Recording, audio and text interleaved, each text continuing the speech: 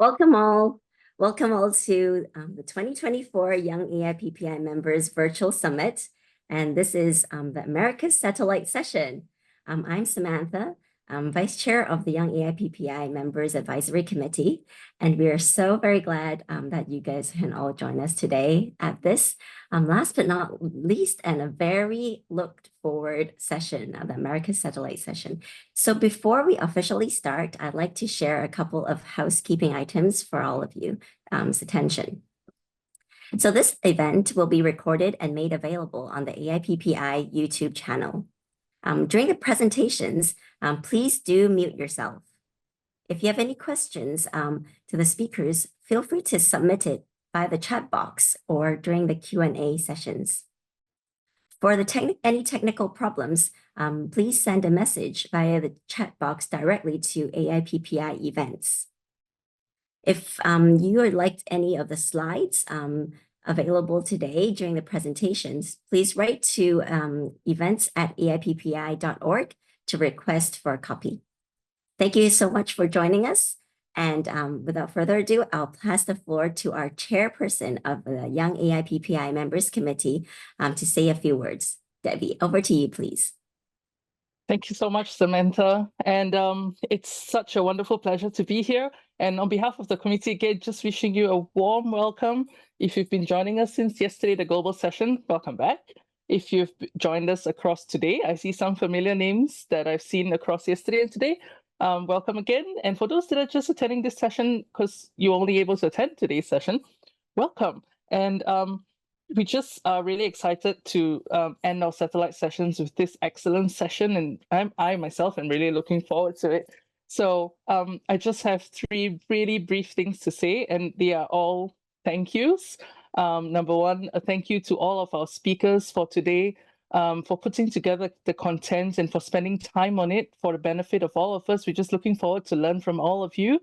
Two, to the support from the AIPPI Bureau, the General Secretariat, as well as the events team for just everything leading up to today, for all the support, the guidance, and everything else that has allowed for this two-day summit to really be successful. And of course, to our committee members as well. Last but not least, I wanted to also say thank you to all of you who are attending this session. It is a forum, it is a summit that is by our young AIPPI members, and it's for our young AIPPI members. And so we're just really glad that all of you are here joining us today. And so it is my pleasure to introduce to you Fernando Becerril, who is the Second Deputy Secretary General of AIPPI. And he is present today to share with us his opening remarks. So Fernando, I'll pass the time across to you. Thank you, Samantha. Thank you very much for your kind presentation. Well, I would like to welcome all of you to this 2024 Young AIPPI Members Summit. First of all, I would like to introduce myself. I'm Fernando Becerril, Second Deputy Secretary General of AIPPI, and together with Fred Barbieri, Assistant Secretary General, we are here today with you on behalf of the AIPPI Bureau to share with you this experience that we would like that you really enjoy. Yesterday, as Debbie has just said, we had our global session, which covered very interesting topics from the perspective of our professional practice. We talk about sustainability, plant varieties, and artificial intelligence, but also a soft skills session focused on the emotional well-being of people, which is really very necessary in these times. A very interesting program that today is complemented by the topics that are going to be discussed in this special session for the region. I know that in this event, there are, of course, young members of AIPPI, but also some other participants that are not necessarily AIPPI members. Some of you are invited to this Young Members Summit by some friends or colleagues, and I would like to invite you to know a little bit more about our organization, and if you find it valuable, to join, to get involved, and to receive all the benefits of being an AIPPI member. So I'm going to take just a few moments to talk a little bit about AIPPI. AIPPI was created in 1897 just shortly following the signature of the Paris Convention. And actually, it's a 127 years old organization. AIPPI is definitely the world's largest organization dedicated to all aspects of IP. It is the only association without any geographical or professional restrictions. AIPPI has a balanced approach to the interest of all AIP practitioners. Diversity is very valued and encouraged within the association. AIPPI has a truly global reach. We are over 8,000 members in 67 national and regional groups, covering almost 100 countries in the world. The members, the members, are individuals interested in IP protection. Anyone who has an interest in IP can become a member. Members of AIPPI are lawyers, are litigators, are patent attorneys, are trademark agents, are in-house counsels, are professors, are scientists, are IP owners. Well, there are a huge diversity of professions as members of AIPPI. AIPPI's objective is to improve and promote the protection of intellectual property on both international and national basis. AIPPI has developed a strategic plan focused on 5 different strategic objectives for the period to 2024-2026. These objectives are broadening the range of discussion, harmonization and improvement of substantive IP laws, additional opportunities to be a stronger voice, more interaction with members of the IP community, and new formats events. As you can see, there is a very comprehensive vision of what we are building in our organization. And for all this to happen, we need to be as diverse as and inclusive as possible. For AIPPI, it is really essential to listen all the voices. And perhaps more than ever, the youth voice of our organization is fundamental to understand where we should focus our efforts.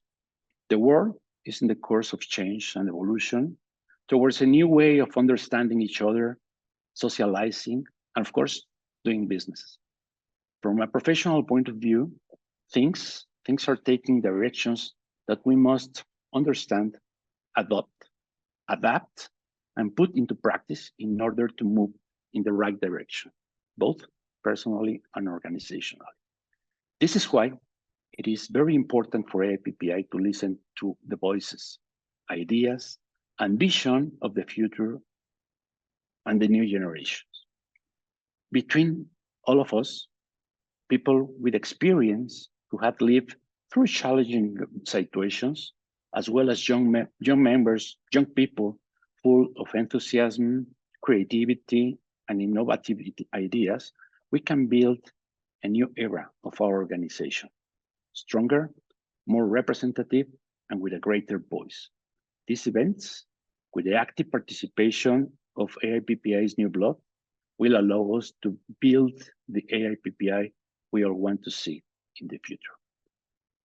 Please enjoy the next few hours in which you will have the opportunity to share great topics of interest to all of us, and above all, in which you will be able to express your point of view on them. Make this session a great experience for each and every one of you. May this young remember for many years. Finally, I would like to thank the organizers. A great effort, Debbie, Samantha, Kevin, and all the members of the Young Members Advisory Committee. Our warm and profound appreciation for the hard work to make this event a real success. Please enjoy the session. Thank you, Fernando, for those wonderful opening remarks. We really appreciate you being with us today as well. And so let us get started with our speakers and our content for today. And with that, I'd like to introduce the host for today's satellite session, who is Blanca Mejia. So Blanca, I invite you to take the floor. Thank you so much, Debbie, and thank you to AIPPI in general, Fernando, for those lovely opening remarks. Marie and Cynthia, who are on the backstage, and of course the AIPPI Young Members Leadership, Samantha and Debbie. We would also like to thank the attendees, and I believe all of us in the Americas are very grateful for this effort to bring AIPPI closer to our time zone via this newly incorporated satellite session for the Americas. I dare say we're all really excited and would like to kick off with our first panelist and my personal friend, Diana Moreno. Diana, we are very excited to have you join us today and speak to us on the advantages of the Andean community in the registration and protection of trademarks. For those who might not know her, Diana Moreno is the managing partner of MPR Moreno Advisor Colombia. She currently leads her family law firm in intellectual property matters and is very passionate about the protection of intellectual property rights, especially in trademarks and patents. She has a master's degree in commercial and corporate law from the University of Paris, One Pantheon. She has advised national and foreign individuals and legal entities in industrial property matters and has extensive knowledge in all related to the registration of trademarks at national and international level. So without further ado, Diana, the floor is yours. Thank you so much, Blanca, for that kind introduction, and thank you everybody for giving me this opportunity to have this talk. I hope that it is going to be really interesting and that you honestly like it. So as Blanca said, I'm going to be talking about Latin American and the importance in the IP market and the advantage of the Andean community in the registration and protection of trademarks. So I will start with Latin America as a growing market. So, Diana, do you mind to put it in presentation mode? Thank you. Okay, give me a second, please, because I thought that it was already in presentation mode. Is it like that or? Yeah, I think you're using multiple screens, so maybe you want to stop the share and try it again. Okay, perfect. Just start your slideshow and then select the slideshow screen. Perfect.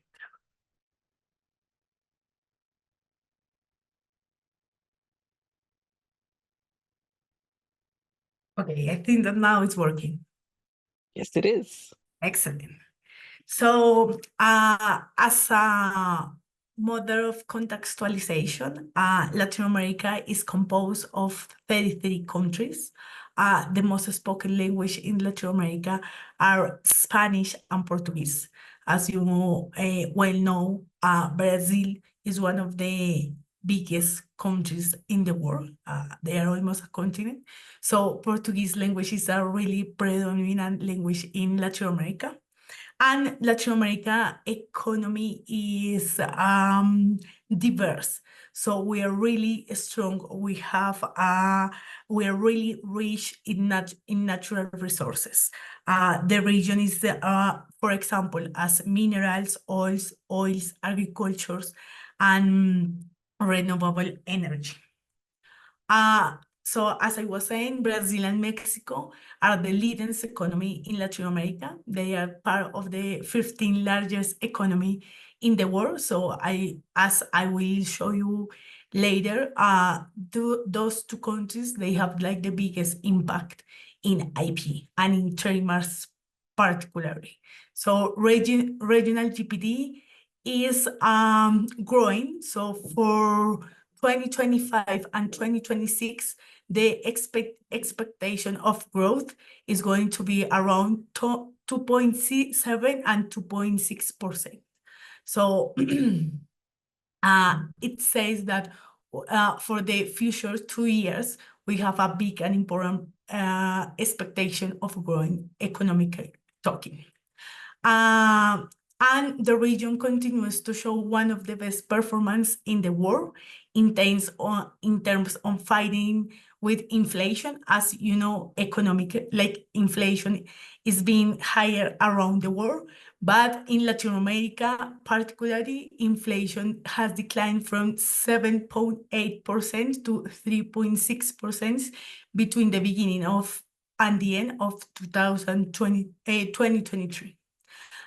Of course, the region still has many problems. As you may know, we have historical problems, and the two biggest problems are, of course, corruptions, but also inequalities and poverty. We are one of the most unequal regions around the world. So poverty affects around 170 million people, and unfortunately, out of 77 people are homeless in our region. However, and even though we still have these problems, the economy is growing, as I was saying. So right now I want to show you the information that I took from WIPO, like the number of Tremors application in the last 3 years by country. I took like the biggest economies and the medium economy for you to have like a perspective of how is IP going on in Latin America. Mostly, so you will see here, I will call your attention in Brazil and in Mexico. These numbers and this information is for international and domestic filings in the last 3 years. So Brazil has had around 400,000 filings in 2022, and Mexico is having around 190,000 filings. And then we have mediums economic after Brazil and Mexico, that is going to be Argentina, Chile, Colombia, and Peru. The others economy are kind of smaller, but still important. But the medium economies are, for example, Argentina, that we have around 90,000 millions of filings, 90,000 filings, Chile, around 70,000 filings, Colombia, around 55,000 filings, and Peru, around 40,000 filings. So as you can see, from 2020 to 2021 and to 2022, the numbers of filings are increasing. And even though we don't have the numbers for 2023 and 2024, because unfortunately the WIPO hasn't consolidated for all these countries the information, you can see that from year to year, the numbers of filings are growing. And it's just not domestic, but international, for international countries also. So what I want to say with this is like our local market, like the local market of every of those countries are honestly growing, and the interest of the other continents is also growing. So right now, like Europeans, Asian, they are not just looking for the USA or sometimes Mexico and Brazil. Now they are interested in also other economies. So now talking about the Andean community. So the Andean community is composed by 4 countries: Colombia, Ecuador, Peru, and Bolivia. The strongest economy in the Andean community is Colombia, then is followed by Peru, then Ecuador, and then Bolivia. So you will be wondering, what is the Andean community? What is this about? So we are like the biggest sub-regional integration mechanism in Latin America. Well, the idea of why it was made is to promote the development and improvement of the quality of life of the Andean citizens. As I was saying, we are still dealing with many poverty percentage. So with this, the idea of the Andean community is that since we are 4 countries, we are becoming stronger, and we are more competitive to compete with economies like Europeans or Asian economies. The Andean community also promotes the growth and the generation of productive employment, and contribute to the improvement of the Andean Community countries' position in the international economic context. That is the principal idea. So in numbers, the Andean community is composed by 4 members. As I was saying you, we have 5 associated countries and other observer countries. We are 4 million kilometers of land, and the growth of the Andean community is being around 5.3% in 2022. Since the Andean community, the national marketing between the Andean community is the Andean community. What does it mean? That in general, the Colombian natural market is Peru, is Ecuador, as in Bolivia. And exactly it happens the same with Ecuador, for example.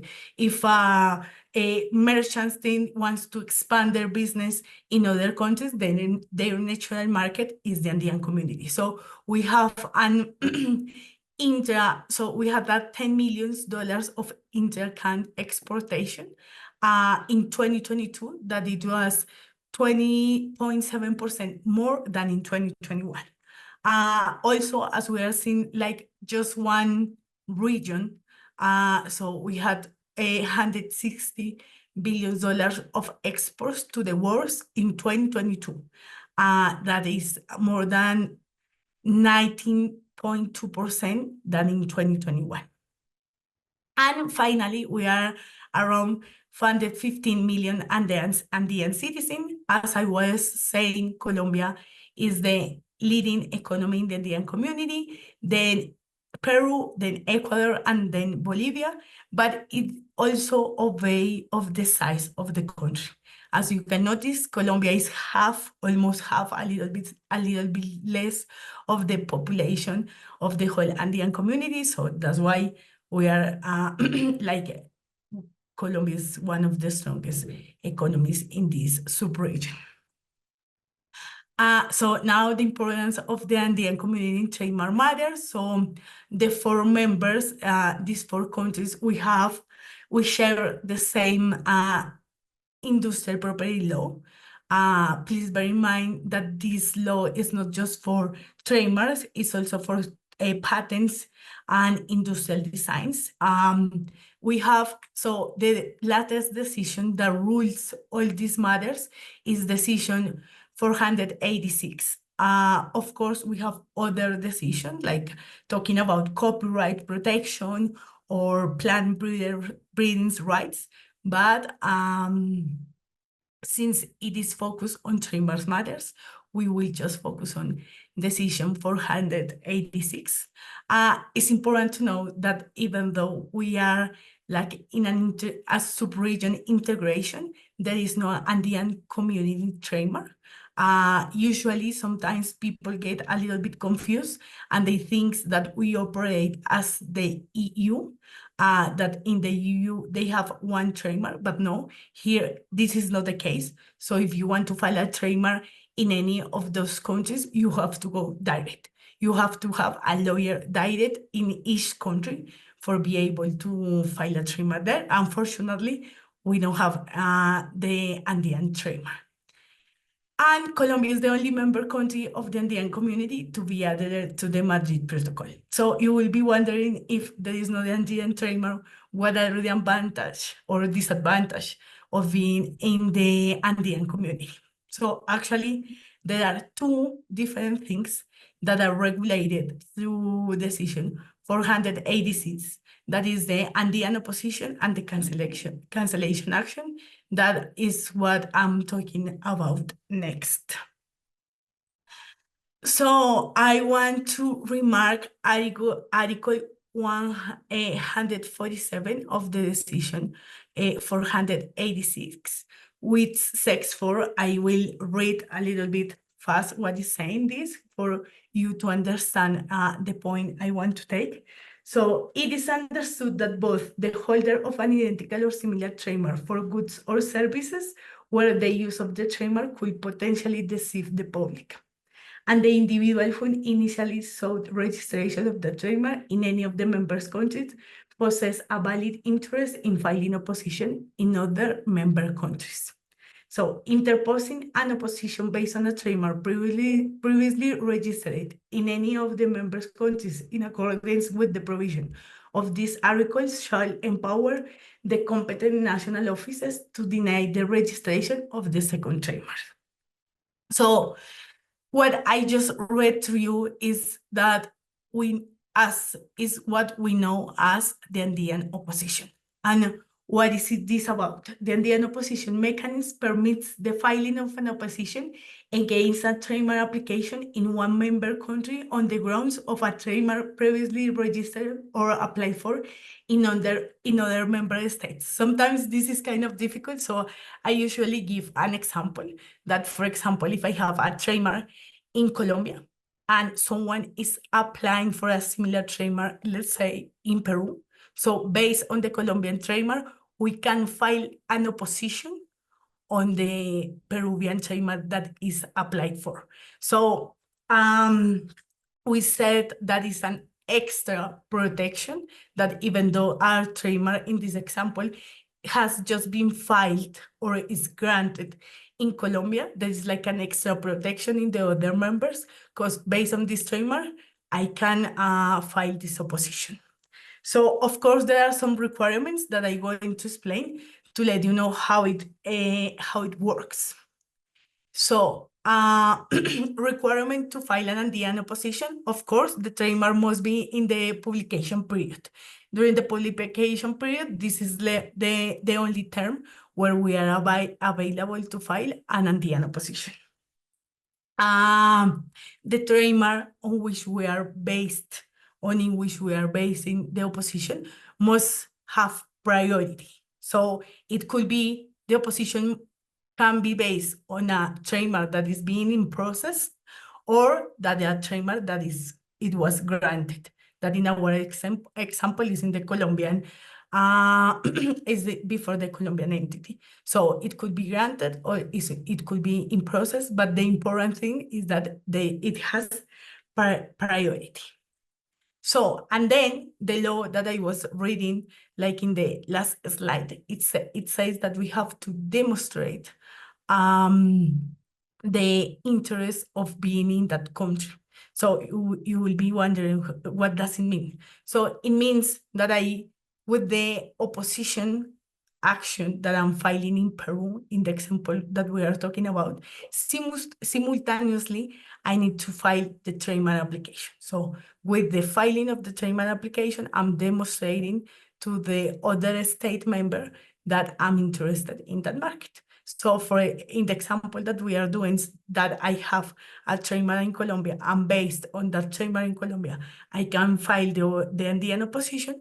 I have to file the same trademarks with the same product, same service, same names in Peru. And with the opposition and the filing, if there is a priority, the entity in the other state member, that in this case is Peru, they will proceed to deny the trademark they are applied for. So this is for the Andean opposition. And then there is another advantage of being in the Andean community is regarding the cancellation of trademark registration. So at first, I would like to clarify that trademark registered in the member countries of the Andean community can be subject of a cancellation action. The cancellation action for non-use can be filed 3 years after the trademark registration has been granted. In the member countries of the Andean community, there is no requirement to provide evidence of use at any point during the trademark's terms or during the renewal process, like it happens in Mexico, that always when you want to make the renewal of a trademark, you have to prove that that the trademark is being in use. In any member of the Andean community, this is required. We don't have to prove use in any moment during the life of the trademark. And Article 175 sets that a non-use cancellation action can be filed if it's not used without valid justification. But I want to call your attention in this. In at least one of the members' countries during the 3 consecutive years prior to the initiation of the cancellation procedure. So what it means? It means that if I have a trademark in Colombia, and I'm not using it in Colombia, but it's being used in Peru, I can bring those Peruvian proofs and present it to the Colombian entity, and the Colombian entity will take those proofs as valid, and will proceed to deny the cancellation action based on the Peruvian evidence provided in the before the Colombian entity. So finally, to finalize this presentation, we usually give some tips to our clients. So in general, see if you have a client that is interested in the Andean region and wishes to start with one of the member countries, our suggestion is to do like the search in all those countries, because as I was telling you, there is the Andean opposition. So we can receive the opposition from Ecuador, Peru, Bolivia, or Colombia, depending on or where you are filing the trademark. So the search for those 4 countries is always important. Once we file the Andean opposition in countries like Bolivia and Ecuador, they require the title of the trademark base, notary side or apostille, as well as the power of attorney. So we have to send it in physical form. But on the contrary, in Colombia and Peru, simple copies are enough. We just send it a scan and it really works. And finally, if you are initiating a cancellation action in any of the members of the Andean community or in the Andean community, please keep in mind that it's not enough to check that the trademark is not being used in just one country. It must be checked that the trademark is not being used in the other members of the Andean communities, because if the trademark is being used in the other members of the Andean communities, they can bring it and the entity will deny the cancellation action. So that is everything I wanted to talk about. So thank you so much for the attention. Thank you so much, Blanca, for giving me like the word. And so I give you the speech to you. Thank you so much, Diana. Before we continue with our second panel, I would like to ask the forum for any questions that you might have for Diana.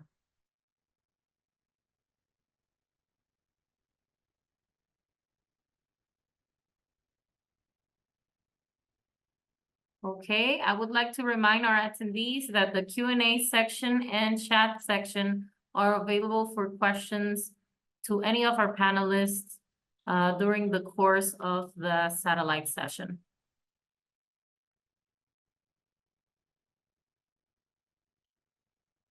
Well, there seems to not be any questions for you, Diana, which I assume is because everything was made very clear to us. I would like to thank you so much for the very informative presentation you have just shared, and we appreciate you showcasing the advantages of protecting IP in your region. As you have explained, the Andean community is a very diverse, culturally and resource-rich area of the world with current and potential economic growth. Time is pressing, therefore, unfortunately, we must move on to our second panel of the session. Please be reminded that all sessions are being recorded and will be posted on the AAPPI YouTube channel. And with that being said, please welcome Ahmed El-Mallah. Do we have you, Ahmed? Yeah, I'm here. Yeah. Ahmed practices in intellectual property with a focus on patent procurement and related opinion work. Ahmed assists clients in securing patent protection for their inventions in Canada, the United States, and internationally. He also provides strategic guidance to clients in developing, monetizing, and enforcing valuable patent assets and portfolios. With an applied science background, Ahmed is able to draft patent applications covering a wide range of high technology and mechanical subject matter. His prior experience includes drafting patents relating to artificial intelligence and machine learning technology. He currently works at Bennett Jones, one of Canada's most experienced law firms across in Canada and in New York City. And Ahmed graduated from law at Queen's University on the Dean's Honors List. So as you can see, he really is the perfect candidate to share his expertise with all of us today on using IP to monetize AI innovation. Before we begin, we would like to remind all participants that during the presentations, you must mute yourself, and questions to the speakers can be submitted in the chat box or the Q&A section during the session. So without further ado, Ahmed, the time is yours. Thanks very much, Blanca. So I've just shared my screen, so hopefully it shows up on your end here. So the topic of my conversation is, the topic of my presentation is using IP to monetize AI innovation. I think unless you have not been living on this planet, which I think you have, AI has sort of taken the world by storm, right? Whether it be ChatGPT, whether it be DALL-E. But I think if you've been kind of paying attention to AI, you would know that AI has existed for much longer than the past few years. I think AI started in the 1950s and started gaining traction in the 1990s and in the early 2000s. But maybe it started to make headline news because we've perfected this large language model feature, and we have now ChatGPT and a lot of really interesting, potentially scary technology. But as part of that, what I call this AI revolution, I think we will find as IP practitioners that there's escalating investment by companies in AI systems, right? And I think we as IP practitioners and as young IP practitioners who are hopefully, wanting to build up a practice, we want to understand how we can help these clients with their IP needs. And I think this is what I'm going to try to do in brevity in this presentation. But before we kind of delve right into it, I just want to make a high-level comment, and I apologize, some of you may already be familiar with this, so I hope I'm not regurgitating. We throw around the word AI left, right, and center, but AI is really a very broad classification.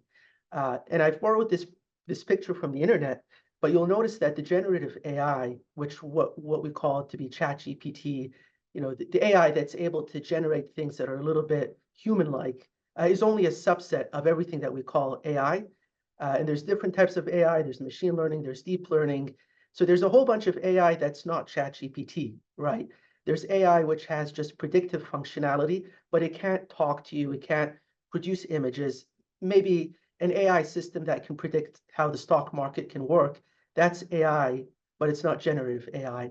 Just to keep in mind as we go through this conversation. At a high level, one point that I want to make is in this discussion of AI, I think it's really important to recognize that IP is not at the periphery of this conversation. It's not like we're talking about AI and IP is like, by the way, you can get IP, or you should think about IP.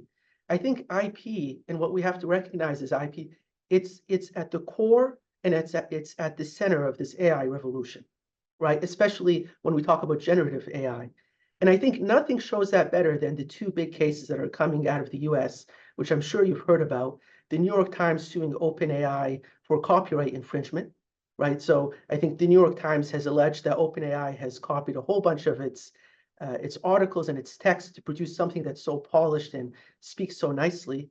And in the case of images, Getty Images, which produces a lot of these public images, is suing Stability AI for basically copying those images to produce the AI-generated images, right? So when these new generative AI products came out, the very first thing that happened, or the very first topic of conversation that came up, was IP. Like right away, when these products came out, there was IP infringement lawsuits going left, right, and center. So just to say that we as IP practitioners, I think that we have a very core role to play in advising clients about the very central role of IP in the world of AI, and that much more in the world of generative AI. So when companies develop AI technology, IP plays a key role in both protecting and monetizing that innovation. Because when you as a company, if you are representing a client that is a company or a person, or you even work in-house for a company, the only way that I think that you can really monetize and you can make value and make money out of the AI systems that you've created is by selling the IP or licensing the IP. Because if you're not selling or licensing the IP, how else are you going to make? I guess you can have a subscription service and you can just sell use of the AI. But I think part of that conversation is making money out of the IP that you have developed or that you're using with these AI systems. So maybe just to take a step back and ask, okay, so we're talking about IP, we're talking about AI. What kind of IP are we talking about?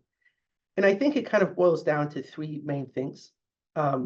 Copyright, right? So copyright in, let's say, the images that are being used to train these models, or copyright in the music, or copyright in the text, which is being used to generate some of these very complex generative AI models. Patents. So when a company is developing a new AI model, they need patents to protect that innovation. And I think data rights in terms of who owns the data that's being used to train these AI models. I don't know that trademarks has so much of a role to play in the AI space, but I could be wrong.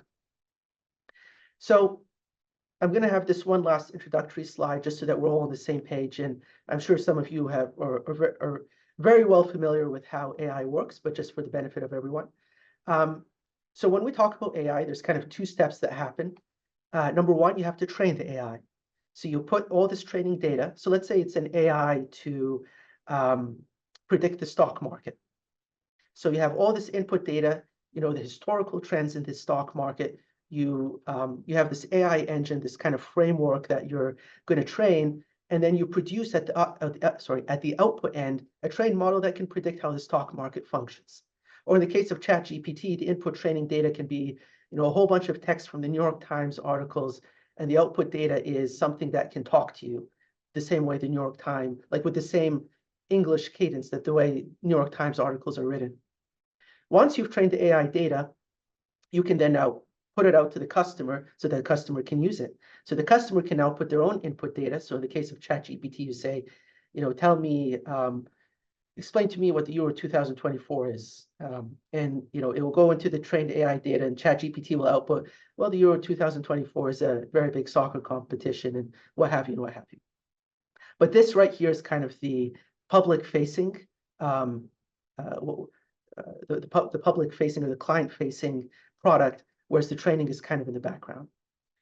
So from the perspective of the client, you're representing, I think we as IP practitioners, we have a tendency to think about IP as in, okay, you have patents, you have trademarks, you have copyright. But I think from a client perspective, I think it would help to think about it in terms of what is of value to them, right? What's the assets that, like you're a company, you have assets, and then IP becomes whatever assists or facilitates protection of these assets. So I think it boils down to kind of three big things. The AI training data, that's one asset that a company can have. So going up here, this training data, which is really fundamental to even coming up with a model to begin with.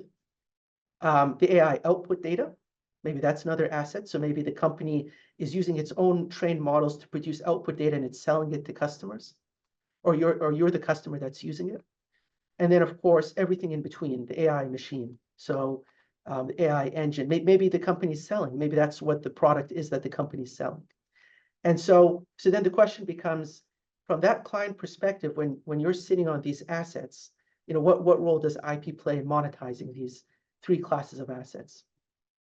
So if you're IP counsel, you're an IP practitioner, I also think in terms of the framework that you're thinking about this, you should also think about it like, who are you representing?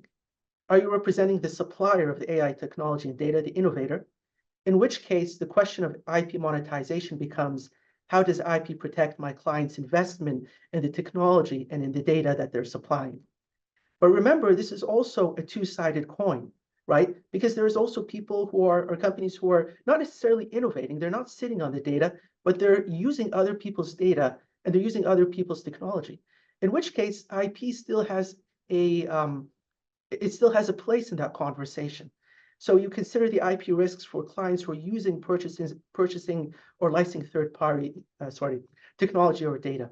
I think we often get caught up in the people who are innovating, and we forget IP is completely part of the conversation for people who are also using it. So maybe to just take a step back, and again, to set the framework to how I think one should think about it. So you have the client, supplier, innovator, and the question is, how does IP help you monetize the training data that you have, or the output data that you're producing, or the AI machine that you're innovating? And on the procurer side, what are the IP risks in using other people's training data, output data, and the AI machine? So these are both sides of the commercial equation, and I think it's just a good framework for thinking about things when you're dealing with clients. So maybe if we just kind of take it one by one very briefly, and of course it's a very extensive topic and the time is a little bit limited. If we look at the AI training data to begin with, many companies are sitting on huge repositories of data, right? Maybe companies that have nothing to do with AI, but they've just been practicing in the field for a very long time. So we were dealing with a mining company, and they're not in the AI space, but they just have so much mining data. Were it used to train an AI model in mining, it could produce an incredible AI mining model, right? To predict where mines are, where gold mines are, based on geographic and geoformation indicators. But it's also important to recognize that good training data is a valuable commodity. So it's not just any data, it's good data. It's data that has to be structured in a way that the model can interpret, can train from, and what have you. So from the supplier side, the question is, how do you monetize that AI? How can you use IP to make money off that training data? And from the user side, the question is, what kind of risks are you incurring by using other people's training data? So maybe if we quickly look at the supplier side, a company may wish to monetize by selling their data to third parties. So then the question becomes, okay, so what role does IP play in that? I don't know that conventional forms of IP like patents offer much help. You can't really, I don't know how it is in Latin America, but I doubt it's much different than the way it is in North America. You can't really apply for patents over data, right? But I think going back to that conversation we had about the New York Times and Stability AI, copyright protection is something that any supplier of training data should consider, right? Maybe the data that they have is itself copyright protected, whether it's the images or the audio or the text. Maybe there's nothing original in the individual pieces of data, but perhaps there's copyright in the way that you structure and the way that you aggregate the data to feed into the model. And of course, trade secrets, you can always just keep it a secret, that's not really kind of pure IP, but you have confidentiality clauses when you're selling the data, and there's restrictions on the use of the data. That's potentially an option. So it allows you to sell the data, but also protect it. And on the other side of the coin, if you're representing a client that's purchasing or licensing that data from some other party, then you have to think about the IP risks that come with that sale, that use, and that license. So I think the biggest one is if your client is procuring data from a third party, is that third party itself using infringing third-party AI rights? Like, are they selling you data which is itself infringes somebody else's IP? Or does it include confidential information of somebody else? That's something that you have to think about when you're using whether open source data, public data, or you're purchasing or licensing that data. So it's important for us as IP practitioners to consider, conducting due diligence, verifying IP ownership, representations and warranties, indemnifications, and the usual. And I think recently there has been, this idea of using something called synthetic training data. So instead of using data that's somebody else's data, you get the AI model to you use some previous AI model to generate data that can be used to train a further AI model. Maybe that's a way of getting around some of the IP risks. Which brings us to the second category, the AI output data. So increasingly, AI systems are becoming very intelligent, and they're generating very intelligent outputs.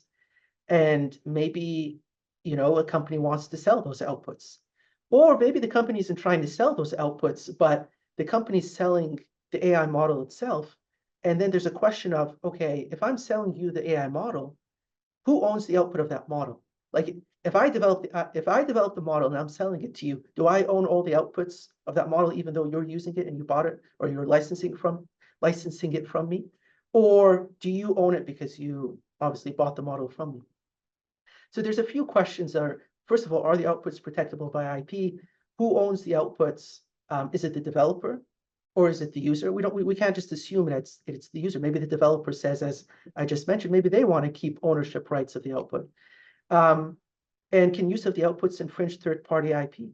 So, for example, you think about some of these, you think about Stability AI and some of these models that are generating these really beautiful images based on like Picasso or based on some famous artist. Does the use of, even though the image was generated by the model, because it looks a lot like Picasso's drawing, does it infringe? Well, maybe there's no copyright, and maybe Picasso doesn't have any copyrights anymore, but along those lines. So the question of, are those outputs even protectable by IP is a really interesting question, and I'm sure all of you have heard about, in terms of patents, the Dabus case. Can AI be an inventor? Can you apply for IP? Can you apply for a patent and list the AI as an inventor? And given that we're here in AI PPI, we've had, I think, 2 resolutions on the topic: the 2020 online resolution about the role of humans in the creation and training and use of AI systems, and the 2021 resolution about sufficiency of disclosure. In the world of copyright, can an AI machine generate and own copyrightable works or be listed as an author? And we have, very famous US cases, Thaler versus Perlmutter, and some copyright guidance in the US. I think the 2019 London resolution also was on topic about the importance of human intervention in terms of authorship and what have you. So coming back kind of to the main theme about monetizing the AI output. So I'm going to say, if you're the supplier of the AI machine, right, and the question is, do you own the output or does your user own the output? I think maybe if you're representing the supplier or the developer of the AI technology, you might want to put contractual clauses, or at least consider contractual clauses about who owns the IP and the output. On the other side of the coin, if you're the user, licensor, or purchaser, you're representing one of those people, you might want to review the terms and conditions to make sure that you do, in fact, own the output of the model which you purchased, right? You may also want to document human involvement if that is a criteria for owning the output of the IP, owning the output of the AI.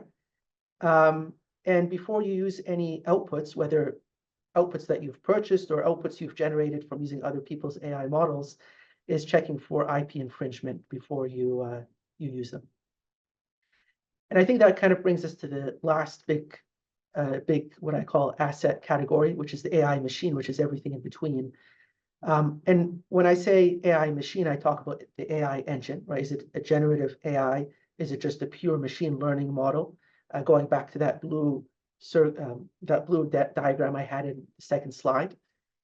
Or it could be the trained AI data model, kind of what comes out after all the training. I've just lobbed that all and I've called it the AI machine. So when we talk about monetizing the AI machine, I think it also helps to maybe get a bit of a familiarity with, well, how do you monetize? How do you sell the AI machine? And I think, and this is not meant to be comprehensive, but I think a few of the prevailing options are you provide as a cloud service.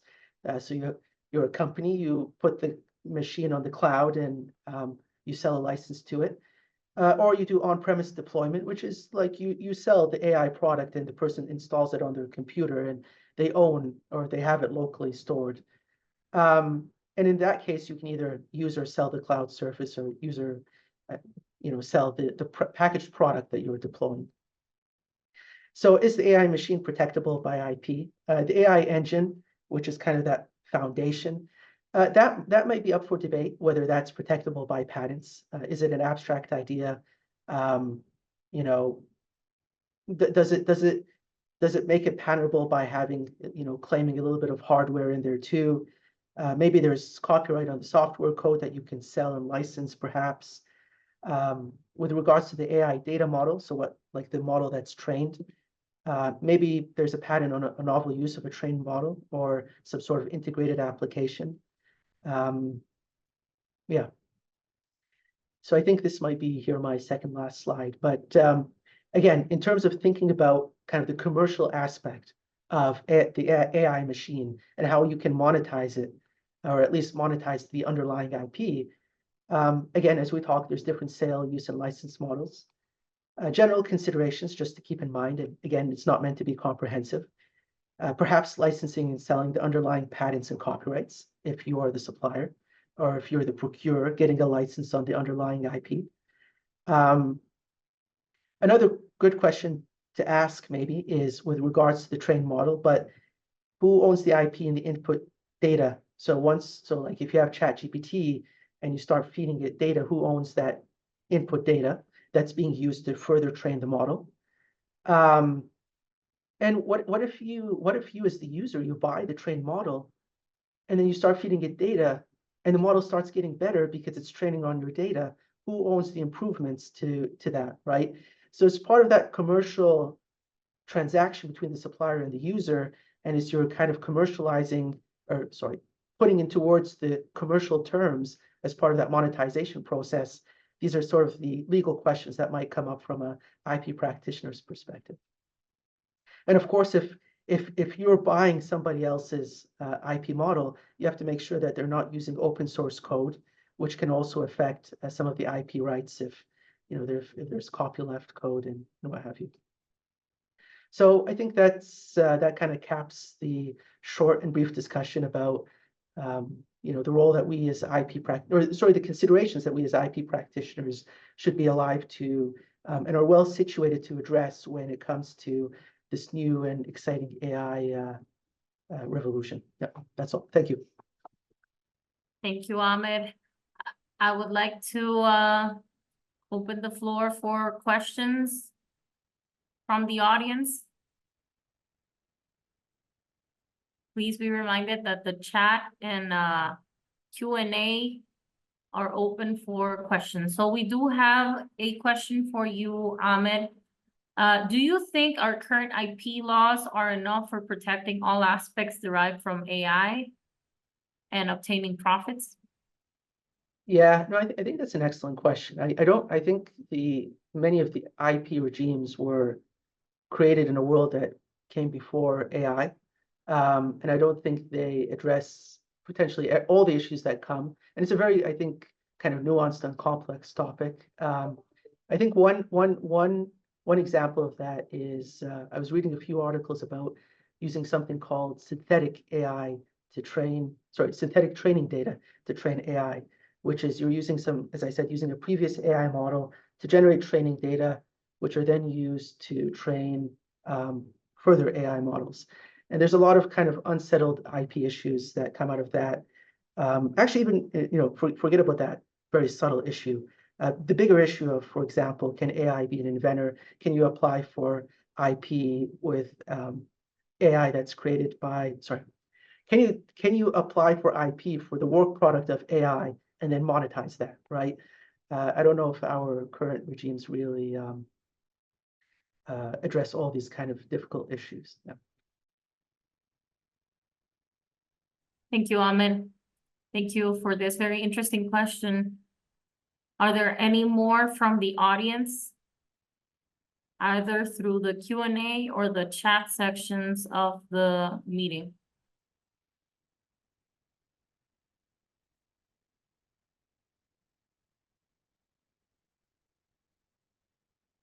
Okay.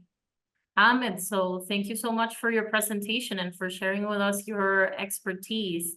This is, in fact, a very avant-garde topic that has really taken the industry by surprise, I believe, all industries.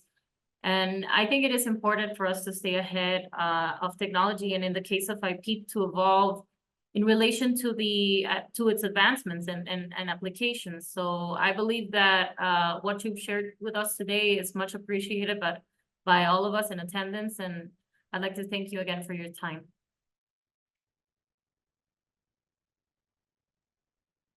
So we're moving on to our final topic of the day. continuing with this America's Satellite session.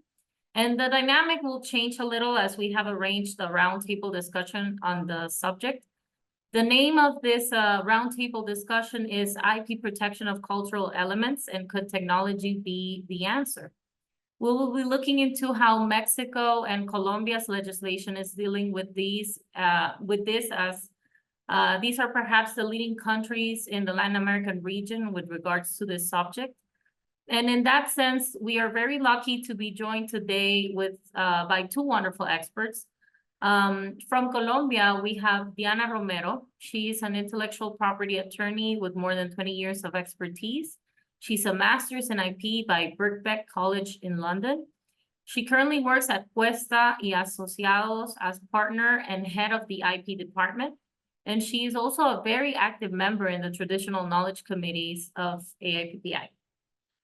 From Mexico, joining us today is Mariana Vargas. Mariana is currently a partner in the intellectual property area for Basham, Rinch y Correa. She's a member of AIPPI's Mexican chapter and the Association for Protection of Intellectual Property in Mexico, currently serving as secretary of said association.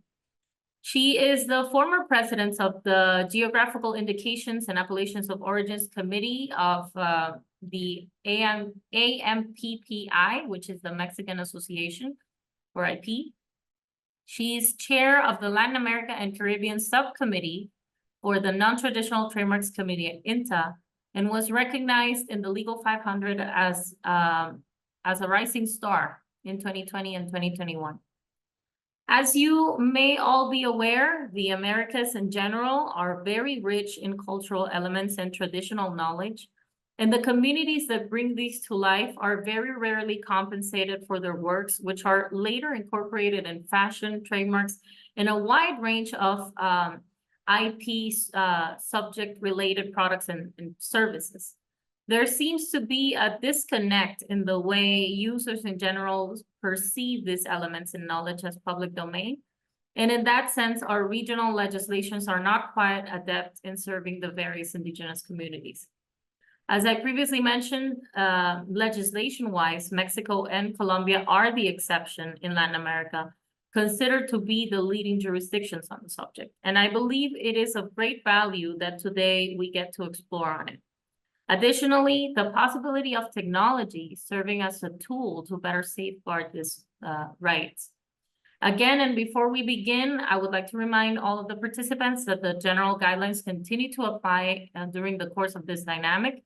During the presentations, please mute yourselves, and questions to the speakers can be submitted in the chat box or during the Q&A section of the session. So with that being said, let us begin this roundtable discussion with a question addressed to Mariana. Mariana, could you share with us the current situation in Mexico regarding cultural rights?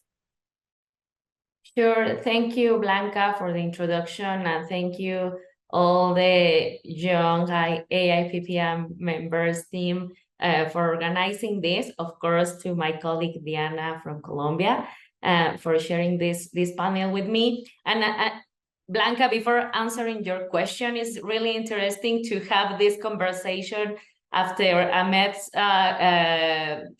presentation, which is like very that I don't want to say like it's the opposite, but I think these are two main challenges from our IP perspective. But one comes from many years ago of a traditional way to see it, and the other one is something that is continually new. So it is very interesting to have this contrast in this presentation. So regarding your question, well, as you may know, and as Blanca said in her introduction, there has been the interest of using cultural elements in products and together with trademarks or brands or in technology, even in technology, has been increasing. Many companies are interested in using these cultural elements. And in the case of Mexico, of course, is not the exception. As you know, and as Blanca said, Mexico has a very huge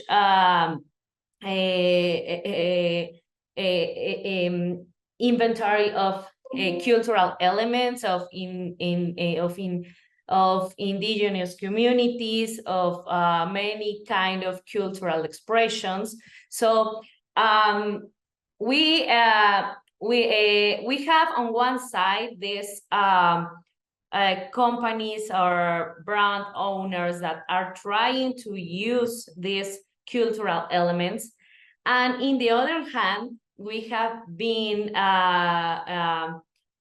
we have noticed that our current federal government has been very active in not only protecting these cultural rights, but in defending them.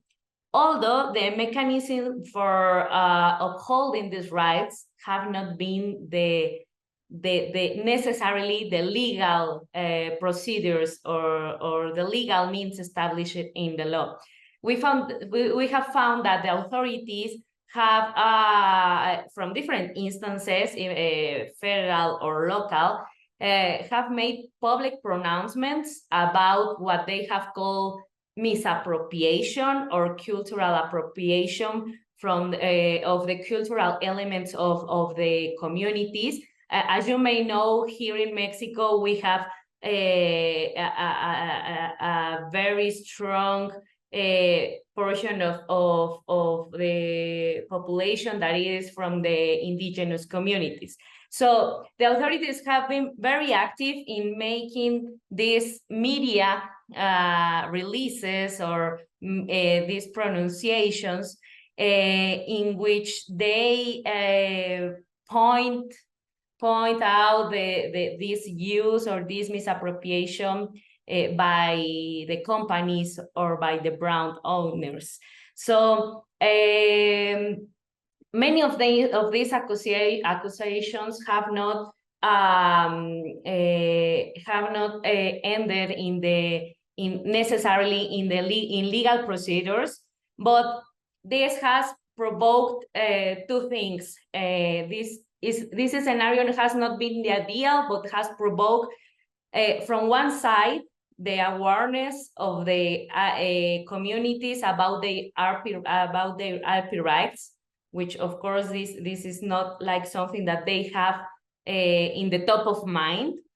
And in the other hand, we have now this awareness of about the respect of these cultural rights.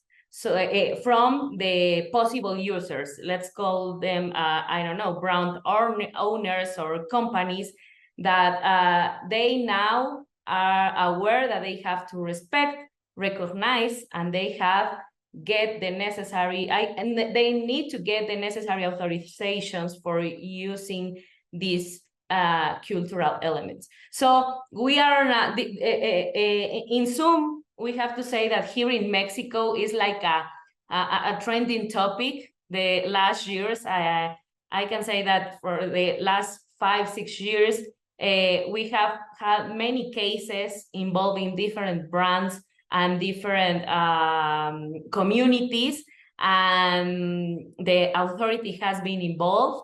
So now what we have seen since the IP perspective and since, from as IP attorneys, we have seen that we have to be more aware of this kind of rights, and we have to have in mind this kind of rights when we provide our assessment to our clients. Thank you, Mariana. I appreciate that. I would like to address the same question to Diana. What can you comment on the legal situation in Colombia, Diana? Thank you, Blanca, and thank you so much for this invitation. Thank you, AAPPI, and Mariana, has been an honor to share this panel with you. And yes, the legal situation in Colombia is basically traditional knowledge could be protected by different legal tools. And one of them is intellectual property. The main legal frame is the National Constitution of Colombia and also the Andean IP community legislation. As Diana Moreno already explained, and very well explained, we are part of the Andean community. So we share this IP legislation with Bolivia, Peru, and Ecuador, and it's a supranational law. So that's a very important for this traditional knowledge. Then we will see some articles regarding traditional knowledge, but let's go and let's start with some facts and numbers that I've got for you. And I'm very proud to share this information.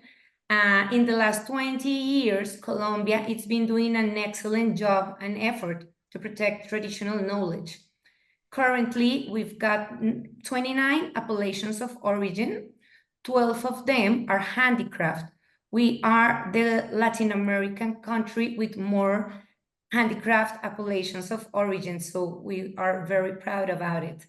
And not only appellations of origin, we've got 62 collective trademarks related with traditional knowledge. We also have 188 certification trademarks related with traditional knowledge as well, and more than 2,500 individual trademark applications for any kind of communities. We've got indigenous communities, Afro-American communities, Gitane communities. Actually, in the last census, we've got 122 indigenous communities, so it's quite a lot. And the government offer a reduced fee for this kind of proceeding. So that's very good in order to encourage and support. And as Mariana said, now they are getting more aware about what they've got. So basically, that's the legal situation and the important numbers in Colombia. Thank you. Thank you, Diana. And I think that Mariana did mention in the case of Mexico that there were specific government entities involved in the supervision and correct application of this indigenous rights. Is it the same situation in Colombia? Well, in Colombia, we've got several authorities involved in that. First of all, the first one is the Colombian PTO, Superintendencia de Industria y Comercio, is the authority in charge of the prosecution and registration of these trademarks and also of the appellation of origin among other IP rights. We also have the Copyright National Authority. And finally, and I'm also so proud to talk about this entity, which is called Artesanías de Colombia, which is like handicraft from Colombia. And this entity rescue, preserve, and protect traditional knowledge. They are the link between the Indian communities and third parties. And because of them, now we've got all this protection, and also they offer advice to the communities if they are dealing with some business or negotiations. So they offer them like a legal advice, and they are checking the contracts. So, and also they've got shops around Colombia called Artesanías de Colombia. So in these shops, it's like a window to the world to show our products. It doesn't matter if they've got appellation of origin or not, but it's like a window to the world to find the products from all these communities. So I think because all these entities, but especially from Artesanías de Colombia, now we are a leading in the region, as you said, Blanca. That's very wonderful. That's very wonderful. Is Artesanías from Colombia a governmental initiative or a private initiative? Artesanías de Colombia is an entity related with the cultural ministry. So in Spanish, it's called like Sociedad de Economía Mixta. So in English, it's like public and private resources. So that's a special regime. Wonderful. Is there an equivalent like that in Mexico, Mariana? Yes and no. The thing here is that as Diana said, we also have here in Mexico the regular protection, the one we already know for appellations of origin and geographical indications, but which is under the industrial property law. And of course, INPI, Mexican Institute for Industrial Property, is the one in charge of supervising this. But we also have this special law for cultural heritage, which is the federal law for the protection of cultural heritage of indigenous and Afro-Mexican peoples and communities. I know the name is too long, but this law, of course, recognizes these cultural rights from the communities, and also establishes the possibility for communities for filing a complaint against any misappropriation or unauthorized use. This law also provides that for an authorization, there has to be an agreement, a written agreement, in which the conditions of this authorization from the community, who is the owner of the cultural element, to the user, they have to mention the details and the limitations of use for commercialization. There has to be a compensation, there has to be a consideration, and an agreement cannot exceed from 5 years. They can extend that term, but initially it has to be limited to 5 years. Now, the thing is that we don't have regulations for that law, no? But of course, this law is currently enforced, and we have to take into account this law. On the other hand, we have the Mexican federal copyright law, which establishes something similar with grant protection to collective works derived from popular cultures and expressions of traditional cultures. In this respect, this law prohibits the exploitation of such works without authorization, written authorization, and they also provide that this law, these special articles gives protection against the distortion made with purposes of causing demerit or damage to the reputation of the communities. So we have these two main laws that, from one side, involves the Copyright Institute, INDAUTOR, calls in here in Mexico.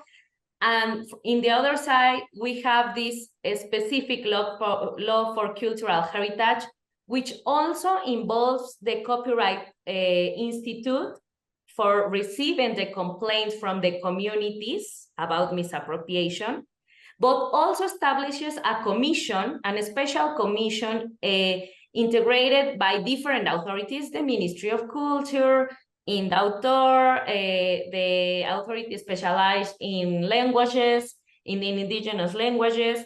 So this commission is the one that will supervise and verify that the agreements entered into the communities and the users, for example, a company or a brand owner, complies with the provisions of the law, with these requisites that establish the law.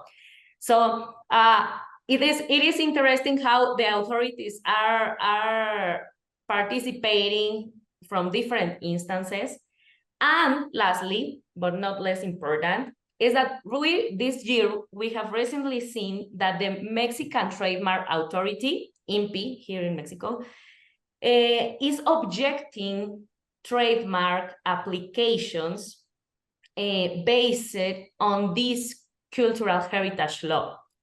So when they are conducting their examination, they issue this office action saying that the elements of the proposed sign is comprised of a cultural element, so is against this law. So even though the INPI, the Mexican Institute of Industrial Property, is not directly related to this law and not directly in charge of verifying the fulfillment of these cultural rights, we have seen that this other authority is also involved, and as per the directions of the federal government, has been very proactive in the protection of these cultural rights. Absolutely. It's important that the governmental institutions acknowledge these cultural rights, and especially the Mexican Intellectual Property Institute in that regard. So I'm glad that they are acknowledging the cultural elements of third-party rights, and in that sense, we move on to the next question that we have on the questionnaire, and it regards to the overlaps that perhaps exist between the protection of cultural rights and other intellectual property rights. And I would like to address this question to Diana. Well, in Colombia, the Andean Community IP legislation established a general clause protecting TK and genetic resources. So that's applicable for any kind of IP matter. But so that's this general clause can help us to protect anything, anywhere. However, at the chapter or trademarks, there is some refusal causes. So as Mariana said, the INPI is doing that.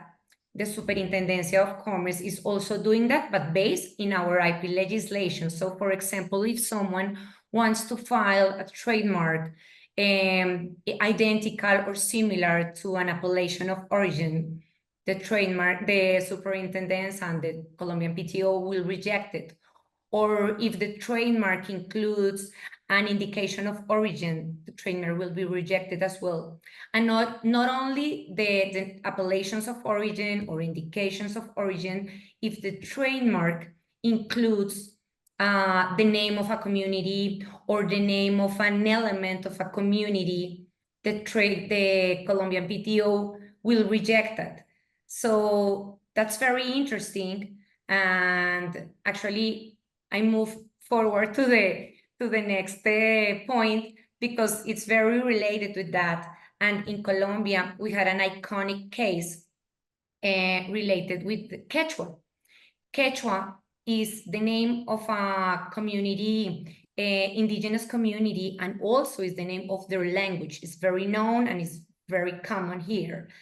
And someone is named Quechua for backpacks. And they've been trying to register this trademark 4 times, and the 4 times the Colombian PTO rejected. So that's very good. And also we've got tons of examples from the National Federation of Coffee Growers, la Federación Nacional de Cafeteros. They are the administrators of the famous Colombian coffee denomination of origin. And any trademark similar or identical, they will oppose. But anyway, if they won't oppose, the Colombian PTO will reject it because of the similarity or identity. So I think we are moving forward, and we are doing a great job on that. And I'm sorry, Blanca, that I move forward to the next question, but I think it was better to explain with examples.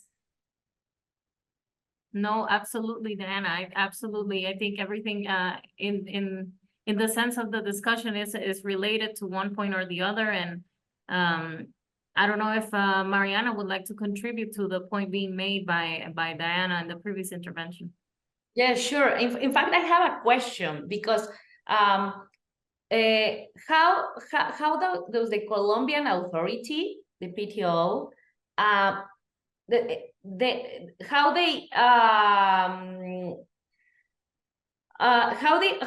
they identify the cultural elements used in a trademark application? Because and I'm asking this because this is a challenge here in Mexico, and I think I'm kind of moving to the other question, because here in Mexico we don't have this kind of database or registry for these cultural elements, even for the communities. So this has been surprising for us from the Mexican authority that we receive this kind of objections, and we're like, and where did you even took this? Where did you get this information about this being a cultural element from any community? So do you have any kind of database or something?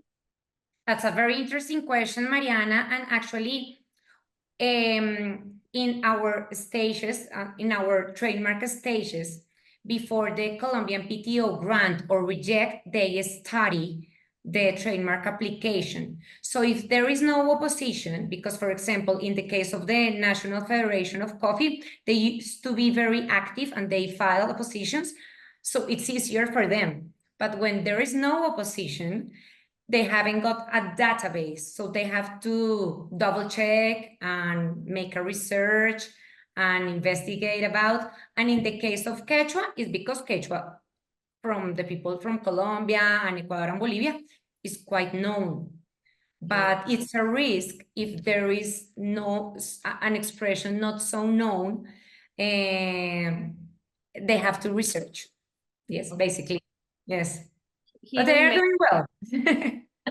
Yes, that's what I see. And here in Mexico, what the Mexican Trademark Authority is doing is to ask to other authorities, such as the Ministry of Culture, about the possibility of the existence of a cultural element in a trademark application, where in a trademark sign.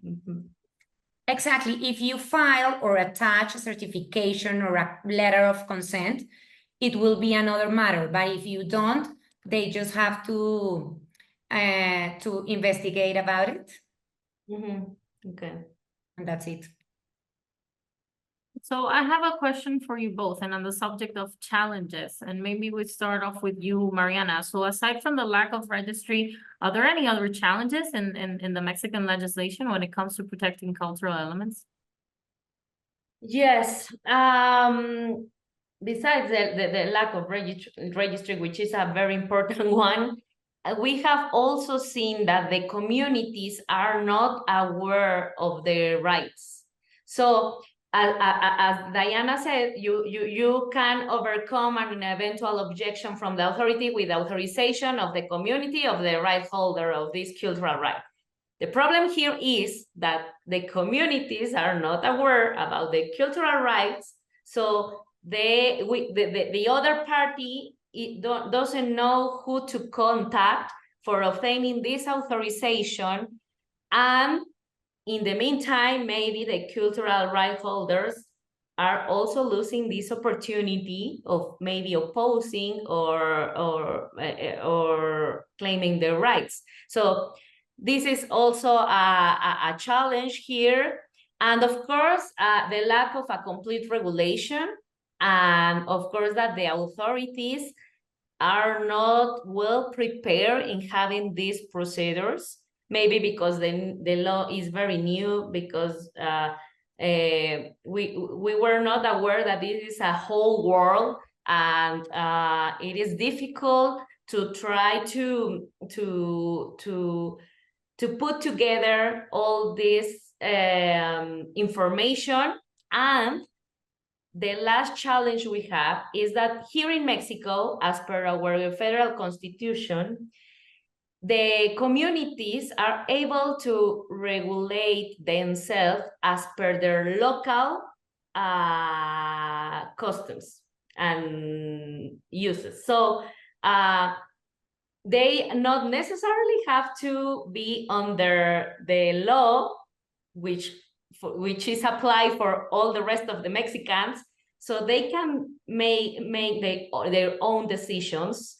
And when you try to combine that with the law and with a some potential user or authorized third party, it is difficult to combine these two regulations and the lack of authority. And I think we have many challenges, but we are we are on track. That last point you made, that's a very interesting fact. I was unaware of that. I understood that Mexico was a federal country, but I did not understand perhaps the nuances that are involved when it comes to the different communities that must be a part of the whole federation, and how their customs and laws may differ so much from what we are accustomed to in the normal sense of things, perhaps. And with regards to that, Mariana, I have a question. Are there any efforts being made to reach out to the communities and maybe have them learn a little more on what these rights imply and how it can benefit them and stuff like that? Or on behalf of the government or private initiatives, are you aware of any of those initiatives? Yes, there have been some efforts from the federal government, for some civil associations, but of course it's not enough. There have been Supreme Court resolutions that states that the communities should be asked for their consent. They should have the knowledge of their rights. They have to be fully aware of their rights and all the applied legislation, but it is a big challenge. I mean, the intention is there, but it is not easy to bring it into fact and to.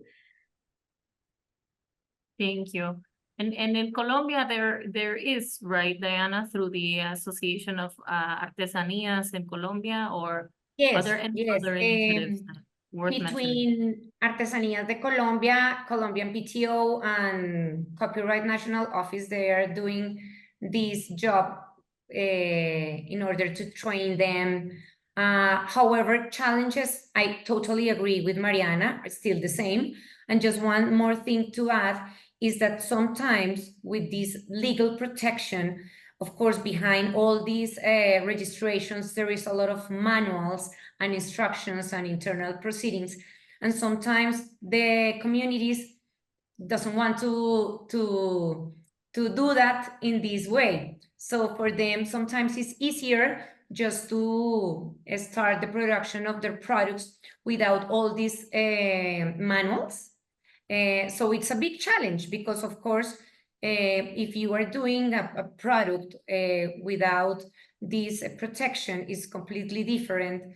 And maybe there is a lack of one proceeding or the lack of one element or ingredient, but the lack of knowledge and conscious, it's a big challenge, definitely. Absolutely. So I guess we can move over to the application of technology as a possible solution to better protecting cultural elements. And have any of you observed the use of technologies such as blockchains, NFTs, smart contracts in the trading of cultural elements by communities or sectors that apply traditional knowledge, like, for example, in Colombia, for example, Diana? Well, in our current legislation, there is nothing specifically for these new technologies.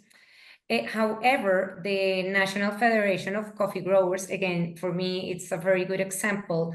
They launched in 2022 a campaign launching a special coffee called Meta. Meta is a department from Colombia, and they did it through the blockchain. So it was amazing. And just to let you know how does it works, they, as I told you, the federation has a lot of coffee shops called Juan Valdez. Maybe you have seen it. And in these coffee shops, they used to stick QRs, and the customers open the QR and saw all the tracking of the coffee and the supply chain and all the histories behind this kind of coffee. it wasn't a protection itself, but I love to mention this example because it's perfect to show how blockchain can help us. And there is also a lot of it's not a protection, but honestly, I think it's a marketing tool to show how the blockchain and how the producers and all this ancestral knowledge could be in the blockchain. This is the only example that I've got related with that. Actually, we've been in touch with Artesanías de Colombia and asked them about it, and they are not so familiar. Actually, just to let you know, with the pandemic, the communities were in touch with social media in order to offer their products. So, of course, for them, this technology is not so easy. So that's mainly the examples that I've got from Colombia. I think that aside from a marketing tool, the blockchain is also very useful in identifying the origin of a certain product with the traceability factor and that very important aspect that in the sense of IP, we are looking to apply and imply, right? So, Mariana, how about in Mexico? Are there any examples of the application of technologies in this sense? Here in Mexico, I also found a very good example from related to appellations of origin, which is a very developed area here in Mexico, especially for tequila. And I also found that the Regulatory Council for Tequila, CRT, Consejo Regulador de Tequila, is using these applications for what you just have said, Blanca, for tracking the traceability of, for example, of the agave plants, for example, to monitor the procedence of those products. And they also have this other application that they use for verifying the certifications that they grant as regulatory council. So as you said, Diana, they use a QR and you can scan this QR and then you can see if this product has the necessary authorization. So I think in general, appellations of origin are a very good example for this. But I also found, I mean, in the other hand, regarding cultural expressions or other kind of traditional knowledge, in Mexico we are not that developed in that part. But I found from other jurisdictions that I think is worth mentioning. I found that, for example, there is a traditional knowledge digital library initiated in India, I think in 2001, which is a collaboration from many authorities and educational institutions. And the purpose is it seeks to prevent the granting of patents for products developed utilization TK. It facilitates the access to this information to the patent examiners. And in this way, they are minimizing the possibility that patents could be granted as inventions involving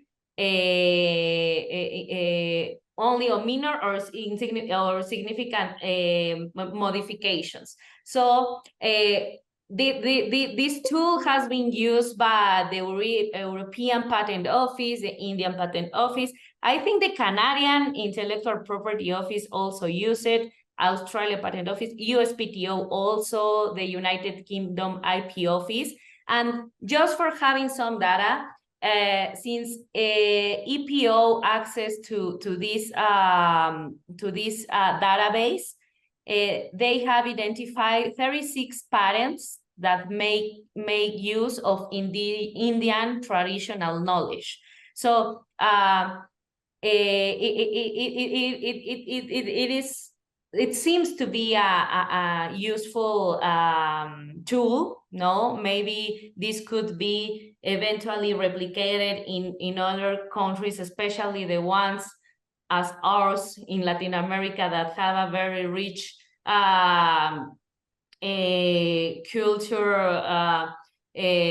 cultural elements in the regarding the traditional knowledge.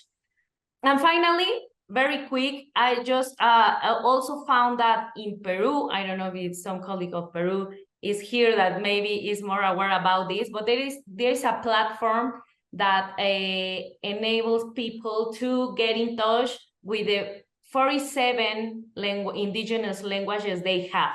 So it's kind of like a translator, but also has this, I think it has this these applications for children to be more familiarized with the languages, and I think it's are very interesting efforts of using technology for trying to protect and preserve cultural elements. Thank you, Mariana. And yes, with regards to Peru, it's actually interesting because that's one of the things that first got me interested in in this topic. Peru also seems to be very ahead in their intention to you know, protect their cultural elements. As many of you might be aware, Peru is also one of those countries who is very, very rich and proud of their cultural elements and traditional knowledges. And I think it was an American who went to a community in Peru and saw that they created this beautiful, intricate designs in fabric, and these have become very popular in the fashion industry in Peru. And unfortunately, well, these communities were not getting as benefited, and I guess he developed this I think it was an NFT or something like that related to that sort of technology to better protect and allow for the community to trade via smart contracts and via technology these cultural elements in their textiles. So to finalize this panel, I would like to ask you both if you see value in the application of technology for both the communities, sectors, and users when it comes to the protection of indigenous and traditional rights. So let's talk about the pros and the cons, but just be aware of the time. We are already over time. So I'd like to give word to Diana on that point. Thank you, Blanca. Well, I strongly believe that technology is a tool that we can use besides the IP tools and some other legal tools that any country has in order to preserve the TK and genetic resources. It's faster, while an IP proceeding takes ages or 1 year or 2 years. This is faster and it's broader. I mean, you can record whatever you want, and the IP proceedings are focused just to one point to the other one. I also mentioned the marketing I mean, even though this is not a marketing roundtable, for communities are very important that they launch their products or they launch their proceedings. So it's a marketing tool that maybe we can do that, as we saw it in the examples from Mariana and from the National Federation of Coffee Growers. It's a marketing tool. So I really support that. Of course, we have to be aware that at least in Colombia, there is no cases where we can assure that these new technologies, and let's talk about blockchain, it's not like a legal evidence yet. We have no cases as we have cases in China, Europe, and United States. We haven't got yet. But it's a good effort. And also we have to be careful who is recording this information, because it's very subjective, let's say. There is no authorities involved in that. No one is surveillance the proceeding. No one is surveillance if they are really the creators of that. So that's the point that we have to be aware.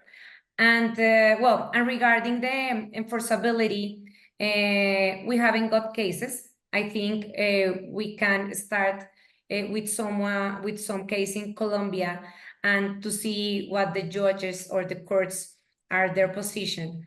But basically, that's my pros and cons. But honestly, I think, and I am a really fan of technology. From my side, I think that I mainly coincide with everything that Diana said. I just wanted to add that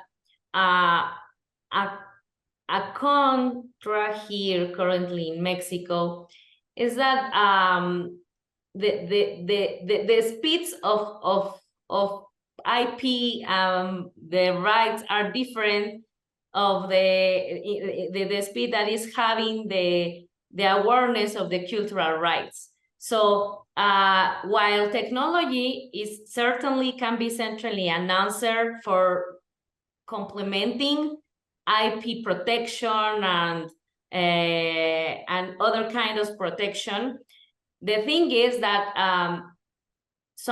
many times communities are not fully involved with technology.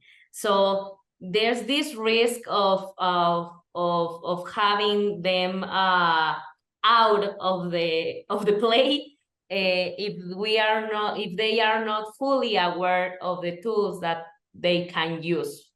So mainly, I think this is mainly the contra I have, but the pros I totally agree with Diana. I know we are on time, so. Thank you to you both. So yes, unfortunately, our time is up, but I really do appreciate both you sharing this panel with the Young AIPPI members. I'm very sure that everybody is very grateful with all that you have shared today. I think it has been a very interesting discussion, and well, I look forward to seeing you in person again and to perhaps share a different moment to further discuss this this subject, which is very interesting. So with that being said, and I have to give word to the AIPPI Young Members leadership to address the attendees. Thank you so much, Blanca. Thank you very much for organizing and moderating this very insightful America's Satellite Summit. And to our four great panel speakers, thank you very much for the content. I personally benefited a lot and learned a lot about the Andean IP protection and the protecting of cultural elements in Latin America, and also the monetizing of AI innovations. And it's great to see how IP can protect both the very new tech and also the very cultural and traditional elements. So very well done to you all. And shortly after the announcements that I will make, I'd like to invite you all to please turn on your cameras and we will take a summit group photo. So please stay a minute for the photo. We'd like to remind you that we will be sending out a feedback form after this session. So really hope that you will take some time, 1 or 2 minutes, to fill in the form and provide us with your very valuable comments so that we can improve and also plan better for our future Young AIPPI members events. Also, just want to let you know that the AIPPI World Congress this year will take place in October in Hangzhou, and the early bird registration will end on the 9th of July. So do take advantage of this discounted rate and register while it's available. And because the Young AIPPI members will also be hosting events then, we'll be hosting the Young AIPPI Members Forum and other gathering events. So please stay tuned. Lastly, also a reminder on our Young AIPPI members WhatsApp group. If you have not joined yet, I'll be also sharing a link in the chat box so that you guys can enter and take part in the chat and get the latest news. So now let's then take our group photo. Thank you so much, AIPPI events team, for letting us know when you're ready. You ready? Thank you so much. And so count of 1, 2, 3, cheese. Thank you. Thank you all. Thank you all once again on behalf of the Young AIPPI Members Advisory Committee. Thank you for attending, all the attendees for your wonderful support, and of course our speakers and the AIPPI Bureau, General Secretariat, and the events team for your amazing support. We'll really hope to see you guys in person in Hangzhou, and if not, in our other Young AIPPI members events. See you all, and I'll now stick the WhatsApp group link to the chat.